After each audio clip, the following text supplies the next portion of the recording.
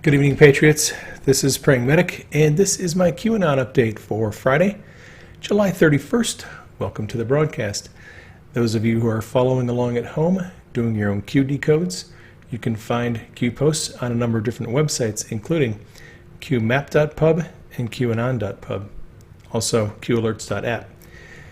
If you are looking for some information on Q, you might want to check out my book, Calm Before the Storm. It is the first volume in the Q Chronicles. I have 17 chapters on various subjects that Q has covered in his operation, including game theory. There's a chapter on General Flynn, a chapter on Admiral Rogers and the NSA. There is a chapter on Barack Obama and the sneaky little things he put into the Iran deal. There is also a glossary at the back of the book that has over 500 terms, abbreviations, acronyms, names, and symbols that Q uses that you may not be familiar with. The book Calm Before the Storm is available both on Amazon and Barnes & Noble. My theme for this broadcast is America is witnessing a brazen power grab. And last night, Q posted a link to a monologue by Tucker Carlson. It was actually hosted on a Fox website, so this video was not taken down. A lot of people were scrambling trying to figure out where the other Tucker Carlson video went because YouTube took it down. But this link, it's a little bit shorter, and Tucker explains that those who have been accustomed to running the country were removed from power, and what we're currently witnessing is their last-ditch effort to regain control. And you know what? I'm going to play a little bit of this video. After 2 months of rioting and political chaos, there are still people out there who claim this is all about the death of George Floyd. Believe it or not, there are. Some of the people who say that may actually believe it. We're giving them the benefit of the doubt. The liberal mom who lives next door to you, for example. She's probably entirely sincere when she lectures you about the scourge of police brutality. She means it. She has no idea BLM is about anything else. We're not judging, and that's not surprising. Most Americans are nice people. They're literal and ingenuous. They tend to take claims at face value because they want to believe the best. But in this case, they are wrong. None of what you are watching is about civil rights. Violence and race baiting are the enemies of civil rights.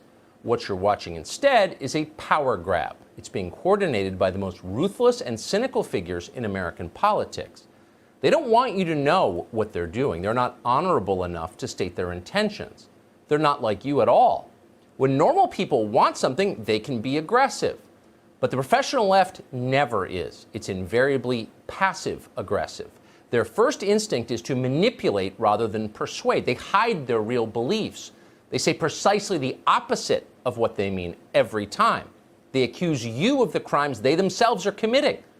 It makes your head spin. Arguing with them is pointless, by the way. They're nihilists. They don't believe in the existence of truth or in the fixed meaning of words. They care only about power. Democrats are working systematically to dismantle the core institutions of American life, beginning with the family and with faith. They're subverting the core system in our government, the justice system. They're nullifying laws, burning police stations, attacking courthouses, working to eliminate the legal equality of American citizens, the foundation of it all. They've systematically repurposed federal law enforcement agencies as political weapons. They have imprisoned their political opponents.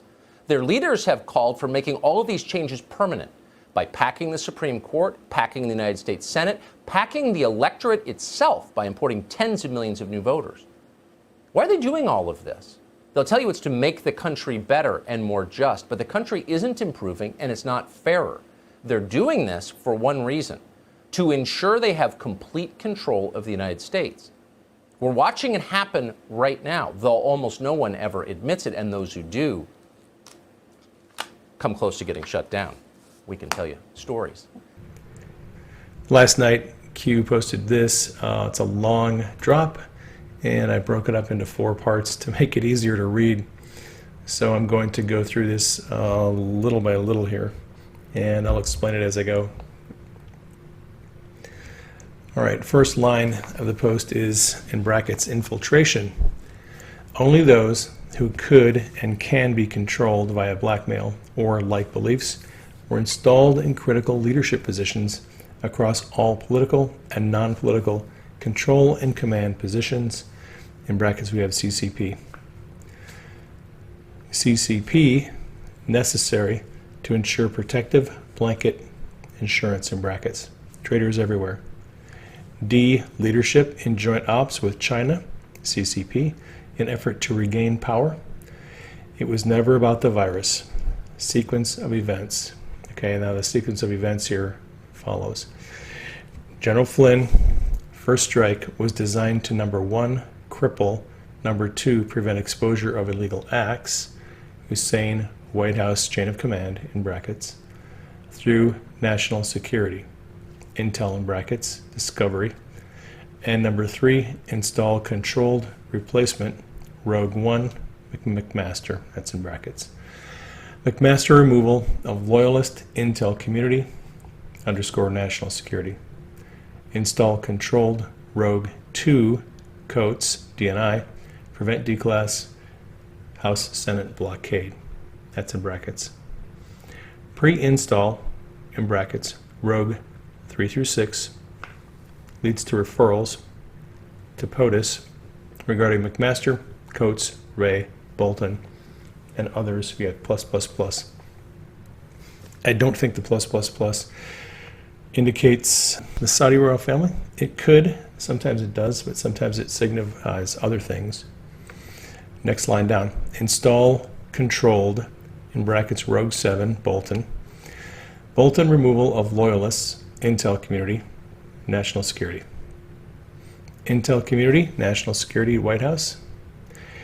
Essential to control, in brackets, infiltration, to prevent declass, public exposure of the true events regarding the illegal surveillance of Republican candidates, presidential candidates 2016. Number one and number two, also the illegal surveillance of House members, 1 minus X or 1 dash X, Senate members, 1 dash X, journalists, 1 dash X, ambassadors, 1 dash X, plus classified 1 through 99 events. Mueller was installed, Comey was terminated, and loss of power. POTUS was put inside a box to prevent counterattack, impeachment installed, Mueller termination, loss of power. POTUS inside a box, prevent counterattack. So Q has never actually given us a definitive decode of what class 1 through 99 means. Q uses this term a lot, and I have generally just interpreted it to mean that it describes a number of things that are classified, and I leave it at that. I don't try to define it any more than that because, well, a lot of people have tried, and Q has never confirmed any of the decodes. Q used the acronym CCP to indicate control and command positions. Okay, that's in this right here. Control and command positions, CCP. Interesting because normally that signifies the Chinese Communist Party. I think the double entendre hints at who really controls U.S. politicians. So a full command and control over key positions, right, CCP, are essential if you hope to run an illegal operation and you don't want it exposed to the public or investigated by law enforcement. Traitors in government and outside of government went along with the plan. Democrat leaders collaborated with the Chinese Communist Party to take back control of the U.S. government from President Trump. The Chinese Communist Party and previous presidents jointly controlled our government. Trump took over and their reign ended, and now they're trying to get it back. President Trump's National Security Advisor, General Flynn, was going to expose that plot, so he was targeted for removal, and he was replaced with a deep state sympathizer, H.R. McMaster. McMaster worked to remove patriots in the intelligence community. A good example is Ezra Cohen Watnick, but there are others. Dan Coates, who was loyal to the deep state, was brought in as Director of National Intelligence to prevent the declassification and release of documents that would expose corruption. He effectively served as a blockade to declassification. John Bolton, Chris Wray, and other deep state sympathizers were installed in key positions to prevent the release of information about illegal activities, including but not limited to, the surveillance of presidential campaigns. Q has specifically mentioned Ted Cruz and President Trump. Journalists, members of Congress, ambassadors, and other key events. Bulletin also helped facilitate the removal of people in the intelligence community, National Security Council, and other agencies. Anyone who was loyal to the president, Bolton, and people like Dan Coates and H.R. McMaster were used to help get rid of Trump loyalists.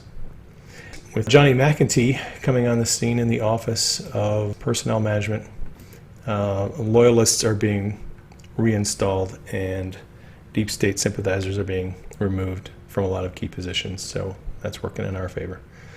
Robert Mueller's investigation was concocted to keep President Trump under the suspicion of criminal activity and prevent him from operationalizing his plan to drain the swamp. The end of Mueller's investigation, to a degree, allowed him to go on offense, but then impeachment came up. So impeachment was just brought up as another charade to try to keep Trump boxed in and prevent him from running his game plan. All right, here's the next section. And it has a lot of C19, just means COVID-19, or you could call it COVID if you want. If you think about the main events on the COVID timeline, you'll see that at every step, the narrative and the actions that were taken were carefully controlled, although there were mistakes and missteps by the deep state. So COVID-19 was installed as an insurance plan if the above failed. COVID-19 was installed, and the impeachment and termination, loss of power, POTUS inside of a box, prevent counterattack. COVID-19, stage number 1. POTUS would be informed by people in the intel community, plus the CDC, plus the World Health Organization, and security advisors that there was nothing to fear, do not close travel, do nothing. This was the political setup. Stage 2 of COVID-19 would be to inform President Trump of a doomsday scenario, inaccurate, with models, fake models, predicting death count of over 1 million. This is the political force that would be used to lock down and wipe out economic and unemployment gains.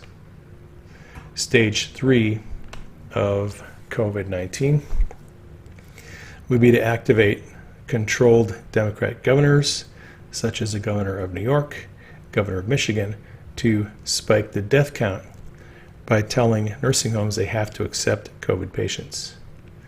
Project statewide fear by presenting alarming on-the-ground conditions, hospitals, care supplies, projections.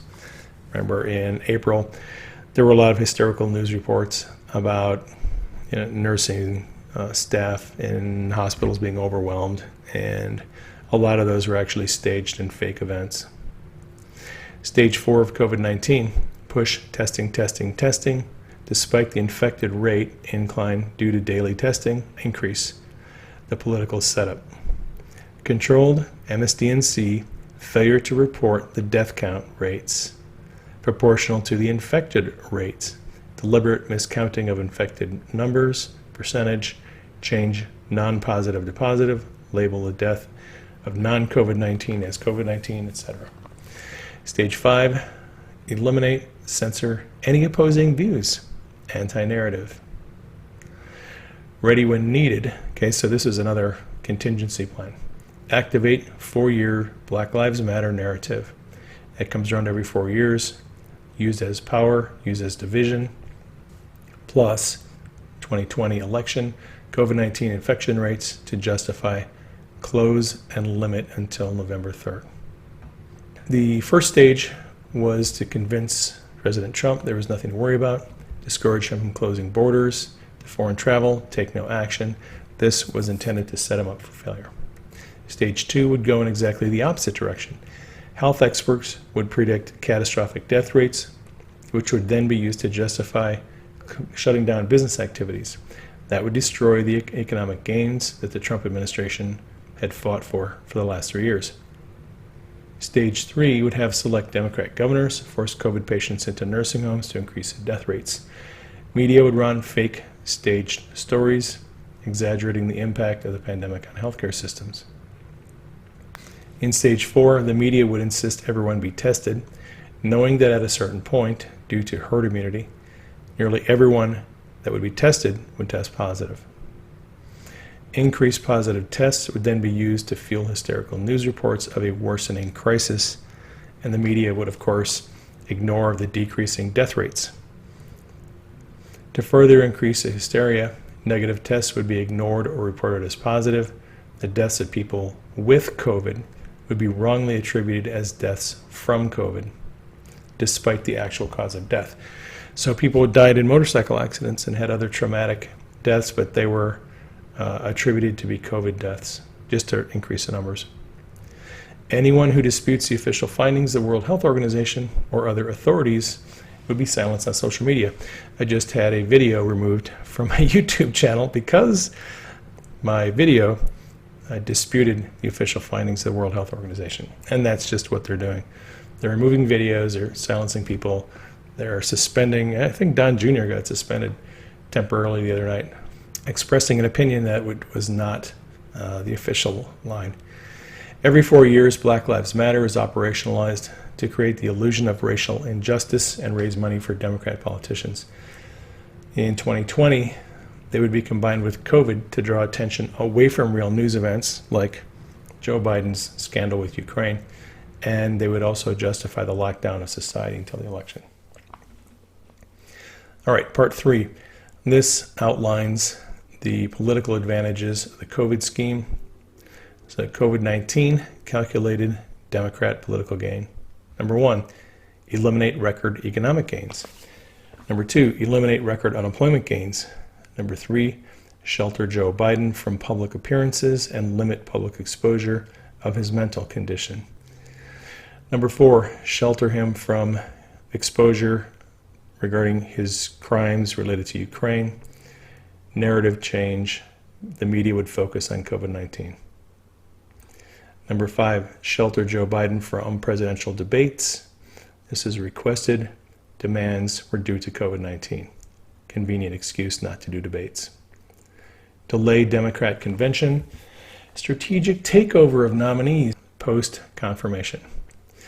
So Q has been telling us, and I've actually been saying for a long time, Joe Biden is not going to be the nominee. Wait for it. She's coming. After the confirmation of Joe Biden, I think they're going to push him aside and bring her in as the real nominee. Number 7, eliminate and delay President Trump's rallies, terminate the energy. So this is how it's going to affect the base. No rallies is going to demoralize Trump's base. Eliminate the ability for people to gather, causes division, so we feel isolated. Eliminate the ability to find peace and strength in time of need. Strict church closures, right? So people who get their strength from their time with God in church, well, let's just get rid of that. Number 10, promote mail-in voting as the only safe method, bypassing national security agencies' election security measures that they installed one day after the midterm elections in 2018. Number 11, push state bailout stimulus for corrupt and bankrupt states like New York and California, plus their wish list items. Number 12, increase the national debt, placing China into a controlling debt position and regain leverage. Numbers 13 through 16 are interesting. Q says that the pandemic has actually been used as a testing ground to check citizen compliance. So 13, test conditional limits of public acceptance, obey. Right? So will citizens blindly obey and do what they're told? Test conditional limits of non-public acceptance. Test conditional limits of state authority, governors and mayors. Test conditional limits of the media, social censorship. So they were testing all of these things to see, could they effectively censor people on social media? Would people blindly obey irrational and unreasonable mandates by governors and mayors? This post finishes up with who benefits the most. Democrats, China, CCP. Russia is the enemy, China is our friend. All right, that's what the media and the intelligence community and the deep state have been telling us for a long time. Russia is the threat. No worries with China. In fact, we know that China has been stealing us blind. MSDNC and social media programming, all assets deployed. Everything seen yesterday, today, and tomorrow equals calculated political moves and events that are designed and launched by the Democrat Party in coordination with other domestic and foreign entities in an attempt to regain power over you. Prevent accountability, shadow presidency, Hussein in brackets, shadow government, information warfare, insurgency. Your voice and your vote matters. Patriots stand united. Welcome to the revolution. Q. That gets us caught up to Q for today. Thank you for sharing this on social media. If you've enjoyed this broadcast, you might want to subscribe to my channel. If you'd like to support me on Patreon, the link to my Patreon page is in the description box. The link to my book, Calm Before the Storm, is also in the description box. Please keep me and Denise in prayer. Keep the president in prayer. Keep Q and the team in prayer. Keep the military and the Secret Service in prayer. I love you all. Take care. I will catch you on the next broadcast.